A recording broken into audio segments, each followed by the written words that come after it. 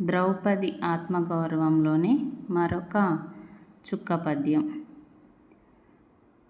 ఘనతర కోపవేగమున్ గంపమునొందు నిజాంగ కంబులందనద్రూతి పెంపు సొంపచలితంబులంజేయ సమీరు కూర్మినందనుడున్ తదీయ చేష్టలును దద్వచనంబుల చొప్పు నేర్పడన్ గనుమతి నూరకుండే నవికార నిగూఢ నిజ ప్రకారుడైన్.